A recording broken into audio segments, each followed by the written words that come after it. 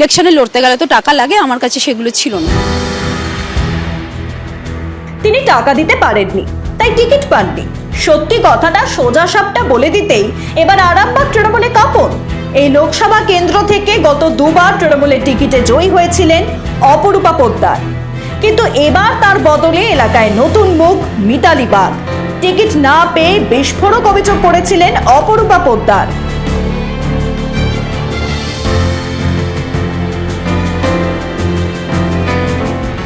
আমার কাছে কোনো টাকা নেই ভোটে লড়ার জন্য, এটা আমার হুগলি জেলার রুরালের 2 মন্ত্রী জানতেন, সেই সাংসদও জানতেন। হয়তো দিদিকে বা উপনেতৃত্বকে তারা বলেছে, তাই টাকার জন্য হয়তো আমি, কারণ ইলেকশনে লড়তে গেলে তো টাকা লাগে, আমার কাছে সেগুলো ছিল না।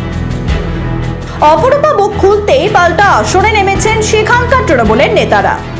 একে একে বেরিয়ে আসছে কিভাবে দলের মধ্যে খেলা চলতো তোলাবাজির। এক তৃণমূল নেতার অভিযোগ, এলাকায় শ্মশান চুল্লির অনুমোদন পাওয়ার পরও অপরূপা পোদ্দারকে কাটমানি দিতে না পারায় থমকে গেছে কাজ। আমি তখন গোঘাট ব্লক 2 পঞ্চায়েত সমিতির বনভূমির কর্মাধ্যক্ষ ছিলাম। কদমগাঁও ফুলি 1 নম্বর অঞ্চলেতে এটা শ্মশান চুল্লি অনুমোদন হয়েছিল এবং টাকাও গ্যান্ট হয়ে বিডিও অফিসে জমা পড়েছিল। ওনার অফিস থেকে, এমপি ম্যাডামের অফিস থেকে একটি অজানা ফোন নাম্বার থেকে আমার ফোন আসে এবং বলেন 10% টাকা দিতে হবে, 10% টাকা না দিলে কিন্তু আপনার শ্মশান চুল্লি হবে না। তখন আমি বলেছিলাম, শ্মশান চুল্লির জন্য 10% টাকা আমি কোথায় পাবো? আমি যদি টাকা কোথাও বলতে যাই তাহলে তো জনগণই আমাকে বলবে তুমি এটা চুরি করছো, তুমি নিজে চুরি করছো। তাই আমি টাকা দিতে পারিনি। দুর্ভাগ্য, সেই টাকা কিন্তু আমার অফিসে অনুমোদন হলো, সে কাজ আমার হয়নি। বিগত 10 বছরে অপূর্বা পোদ্দার এলাকায় প্রচুর পরিমাণে এমপি ফান্ডের টাকা থেকে কাজ করেছে। তাহলে যারা টাকা দিয়েছে তাদেরই কাজ হয়েছে, আর যারা টাকা দিতে পারে না তাদের কি টাকা রিটার্ন হয়ে গেছে? গোঘাটের তৃণমূল নেতা শুভেন্দু মণ্ডলের অভিযোগ, ক্লাবের জন্য সরকারি 5 লক্ষ টাকা পেতে দিতে হয়েছিল কাটমানি। মমতা বন্দ্যোপাধ্যায় যখন 5 লক্ষ টাকা করে ক্লাবকে দেওয়ার জন্য ঘোষণা করেন অনুদান, তো সেই তালিকাতে আমার নামও ছিল, যেখানে অপরূপা পোদ্দার মাধ্যমেই আমরা ওই সই শপথগুলো করিয়ে জমা দিয়েছিলাম।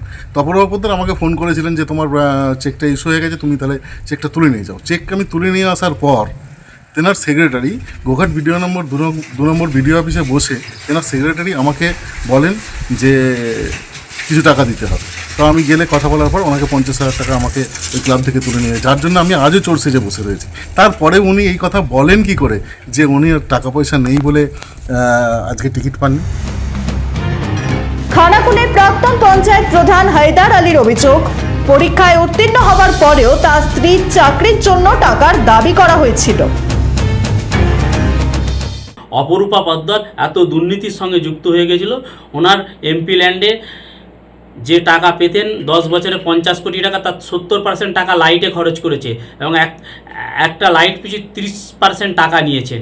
সেই লাইটগুলো 2 মাসের পর জ্বলেনি। খানাকুল হসপিটালে 15 লক্ষ টাকা দিয়েছিল প্রাচীরের নির্মাণের জন্য, সেই টাকার 20% চেয়েছিল, সেই টাকা দিতে পারেনি বলে সেই টাকা তিনি ডিএমকে চিঠি করে ফিরত নিয়েছে, তার জ্বলন্ত উদাহরণ। এবং রাজারাম মোহন রায় মহাবিদ্যালয় সিও ডি গ্রুপের নিয়োগ করা হয়েছিল। সেই নিয়োগের সময় আমার ওয়াইফও ইন্টারভিউ পাস করেছিলেন। আমি বলেছিলাম একটু দেখে নিতে, উনি চিন্ময়ের সঙ্গে কথা বলতে বলেছিলেন, যেহেতু উনি ওই কলেজের প্রেসিডেন্ট, তার জন্য 15 লক্ষ টাকা বরাদ্দ করেছিলেন।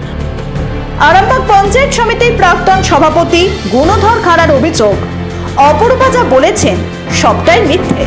তার বিরুদ্ধে একাধিক দুর্নীতির অভিযোগ আছে।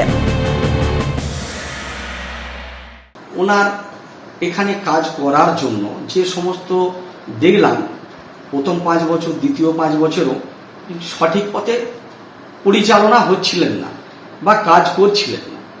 ওনার খাওয়া দাওয়া থাকা সমস্ত খরচা আমি দিতাম। আমার এখানে রাঁধুনি থাকতো, রান্না করে দিত, খাওয়া দাওয়া থাকা। এবং আমি শুধু একা নই, আমাদের বিভিন্ন গ্রাম পঞ্চায়েতে যেসব পার্টির কর্মীরা আছে, হ্যাঁ, ওনাকে খুব শ্রদ্ধা করতেন, সম্মান দিতেন, ভালোবাসতেন। এবং সবাই তো হেল্প করি, ওনাকে করতাম, উনি সেইভাবেই করতেন। তবে উনি এখানে যে সমস্ত কাজগুলো করেছেন, সেই কাজগুলোর মধ্যে উনি একটা বিশাল দুর্নীতিতে জড়িত আছেন। উনি যদি বলেন যে না, আমি অনেক প্রমাণ দিয়ে দেবো কিরম দুর্নীতিতে আছে। সব শুনে অপরূপা বলেছেন তার যে এখন টাকা নেই, এটা সত্যি কথা। আমি সত্যি বলছি, আমার বাবা ক্যান্সার সার্ভাইভিং পেশেন্ট, ওনার একটা কিডনি বাদ গেছে। আমার মা 2 বছর ধরে কোমায় রয়েছে। সত্যি আমার আর্থিক অবস্থা ঠিক নেই। আমি আমার মা বাবাকে নিয়ে অত্যন্ত চিন্তায় আছি। তাই আমি কালকে বলেছি, আমি যেটা বলেছি যে আমার আর্থিক অবস্থা ঠিক নেই, তাই আমি ভোটে দাঁড়াইনি। আমি একদম আমার মা বাবার যে অবস্থা, আমি সেই নিয়ে খুব চিন্তায় আছি। সব মিলিয়ে তাহলে কি দাঁড়ালো? গত 10 বছর ধরে এলাকার যিনি সাংসদ ছিলেন তিনি সরাসরি বুঝিয়ে দিচ্ছেন দলের ওপর মহলে টাকা পাঠাতে হতো। আবার অন্য নেতারা বলছেন অপরূপা কিভাবে তোলাবাজি করতেন, মানে শাসক যে সর্বস্তরে তোলাবাজি করত সেই টাকা পৌঁছতো সর্বোচ্চ স্তরে। সেটাই এখন সামনে আসছে আরামবাগে। এলাকার মানুষ বলছেন পাপ যে চাপা থাকে না এই ঘটনা থেকেই পরিষ্কার। এ ব্যাপারে আপনার কি মতামত লিখে জানান আমাদের। প্রতিবেদনটি পছন্দ হলে লাইক করুন, শেয়ার করুন আর অবশ্যই সাবস্ক্রাইব করুন। ব্যুরো রিপোর্ট, মাধ্যম।